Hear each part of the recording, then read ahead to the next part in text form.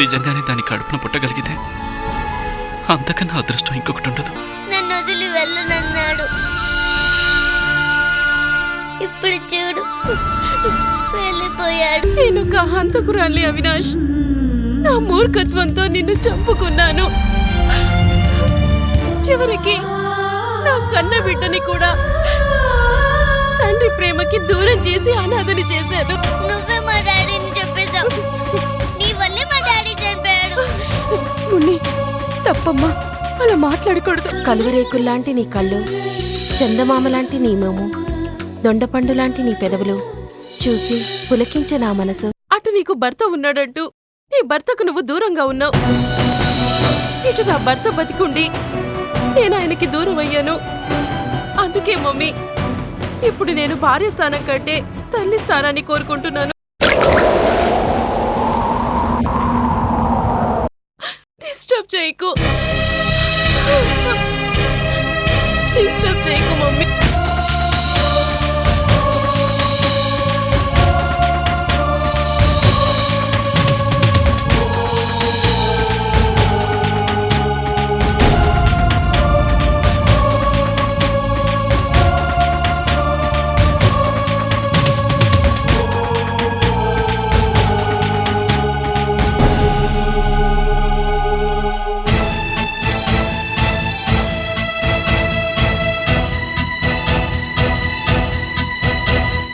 ఇచ్చిదానా, నిన్న కాక మొన్న పుట్టినా నీ కూతురి మీద నీకంత ప్రేముంటే ఇంక నీ మీద నాకెంత ప్రేముండాలి?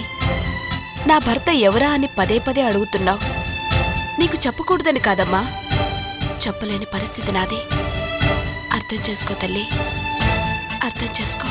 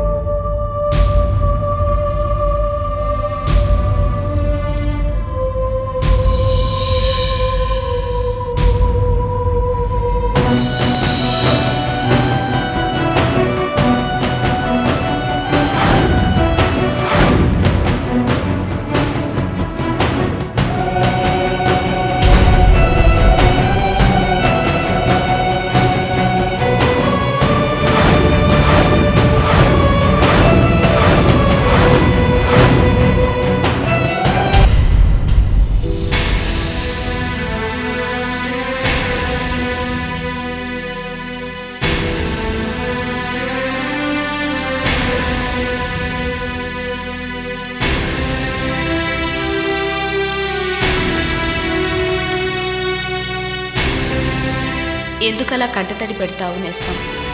నీ తలుపుల వాకిట్లో కన్నీరే నేనున్నా, తలుపు దాటి చెక్కిళ్లపై జారితే ఇసుకలో పడి ఇంకిపోతా. అందుకే నేస్తం, నన్ను నీలోనే దాచుకో. కంటతడి రానియకు, నిన్ను వీడి నన్ను పోనీయకు.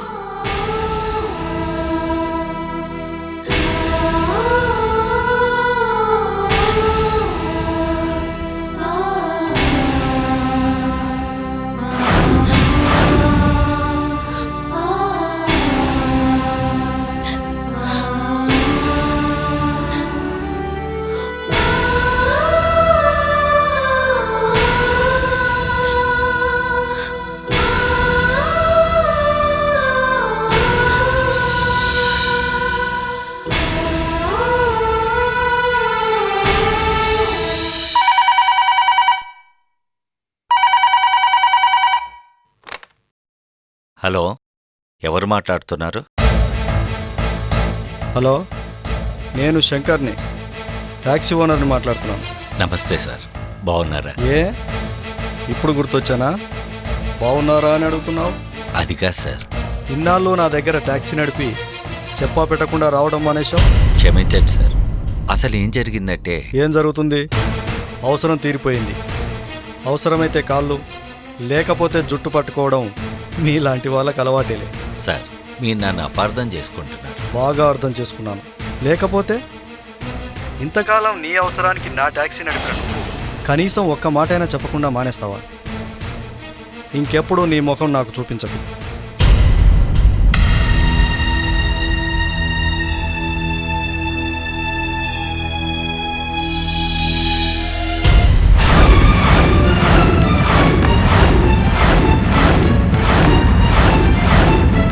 ఎవరితో మాట్లాడుతున్నారండి?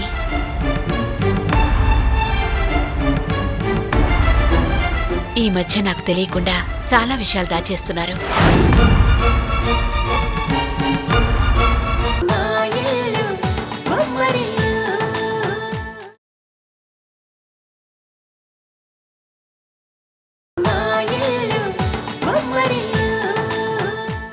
ఈ మధ్య నాకు తెలియకుండా చాలా విషయాలు దాచేస్తున్నారు.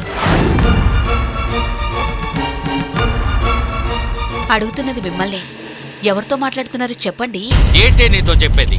మగవాడ నాకు 190 వ్యవహారాలుంటాయి. ప్రతి విషయం నీతో చెప్పాల్సిన అవసరం నాకు లేదు. ఈ మధ్య ప్రతి విషయంలోనూ నువ్వు తలదూర్చడం ఎక్కువైపోయింది. అసలు మనిషి మీదే నమ్మకం లేకుండా పోయింది. అసలు నువ్వేమనుకుంటున్నావు? నిన్ను కాదని వేరెవరితోటో కాపురం చేస్తున్నా అనుకుంటున్నావా?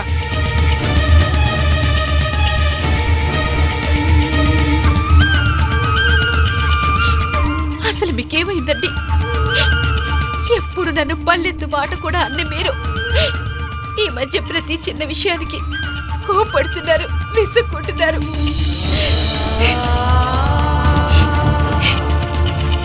శ్రీరామచంద్రుడు అనుమానించి సీతమ్మ వారిని అడవుల పాలు చేశాడు గాని సీతమ్మ వారు శ్రీరాముణ్ణి ఏనాడు అనుమానించలేదండి. మీరు నా దృష్టిలో ఆ శ్రీరామచంద్రుడి కంటే ఎక్కువండి. చాలు చాలు, ఈ మాటలకేం తక్కువ లేదు. నీకెన్నోసార్లు చెప్పాను, అనుమానాల కాపురం నిలబడటం కష్టమని. నువ్వు ఇలాగే ప్రతి చిన్న విషయాన్ని భూతద్దంలో చూసావంటే మన కాపురం కూడా నిలబడదు. జాగ్రత్త.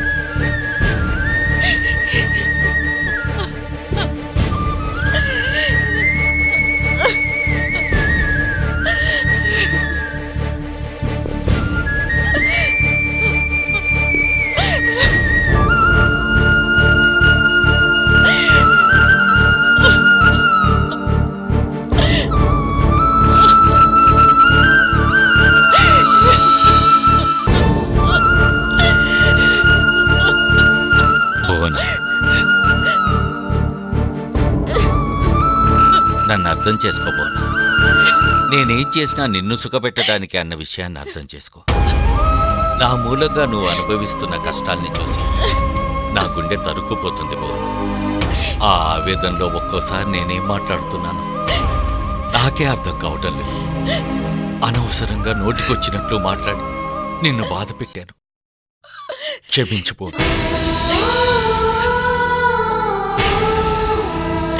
అలానకండి, మీరు కంట తడి పెడితే నేను చూడలేను. పాపిష్టిదాన్ని మిమ్మల్ని లేనిపోని ప్రశ్నలతో విసిగించాను. నన్ను క్షమించండి. ఊరుకో బోనా, ఊరుకో.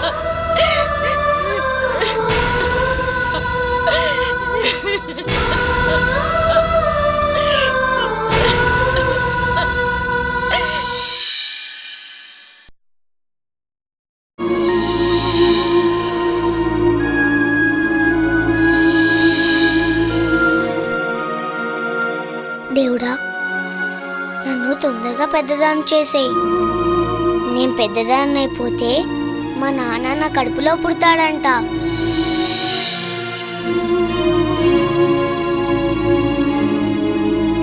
అప్పుడెంచక్క మా డాడీని ఎత్తుకొని ఆడిస్తాను, మా డాడీతో ఆడుకుంటాను. ఇన్నాళ్ళు మా డాడీ నన్ను ఎత్తుకొని ఆడిచ్చాడు కదా, ఇప్పుడు మా డాడీని నేను ఎత్తుకొని ఆడిస్తాను.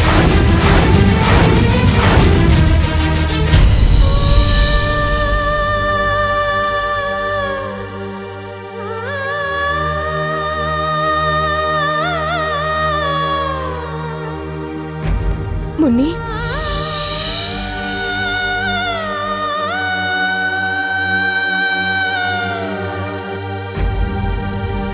ఏం చేస్తున్నావమ్మా? మరేమో నేను పెద్దదాన్ని అయ్యాక డాడీ నా కడుపులో పుడతాడని చెప్పాడు కదా.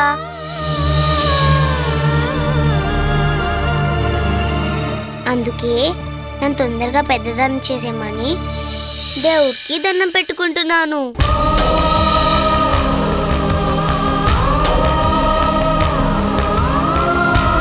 సరేనమ్మా, దేవుడికి దండం పెట్టావు కదా, ఇంక వెళ్ళి తొందరగా రెడీ అవ్వు, స్కూల్కి టైం అవుతుంది. అలాగే మమ్మీ.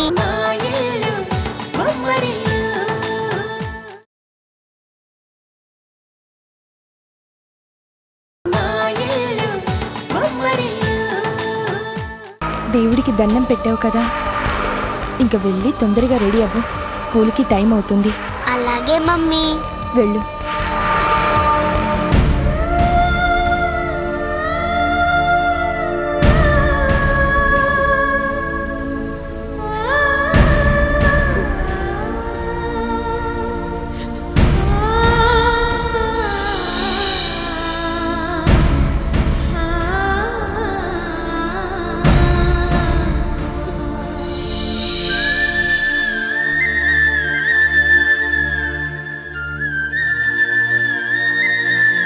రండి భార్గవి, కూర్చోండి.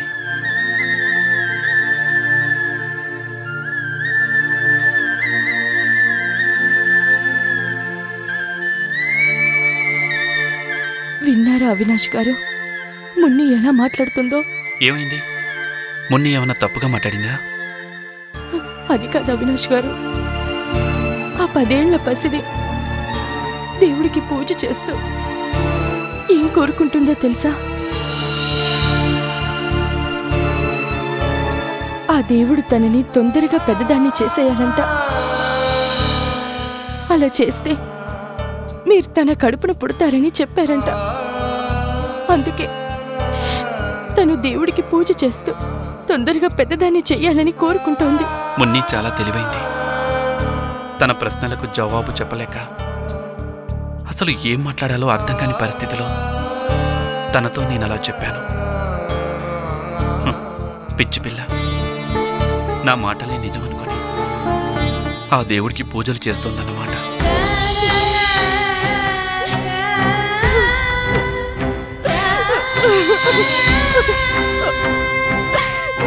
బాధపడకండి భార్గవి గారు, మా అందరినీ కన్న తల్లిలా ఓదారుస్తున్న మీరే బాధపడితే ఇక మమ్మల్ని ఎవరు ఓదారుస్తారు చెప్పండి?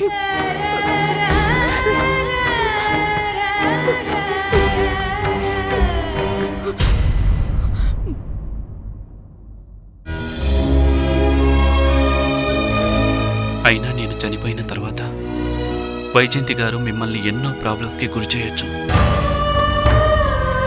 మీరు ధైర్యంగా వాటినన్నింటినీ ఎదుర్కొని మున్నికి తోడుగా నిలుస్తూ నా ఆశయాల్ని నెరవేర్చాలి. అంతేగాని మీరు కంటతడి మాత్రం పెట్టకండి.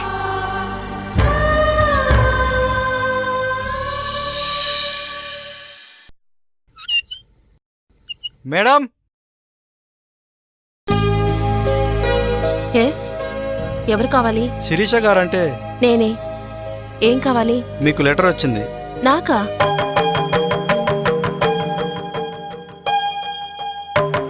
ఇక్కడ సైన్ పెట్టండి మేడం.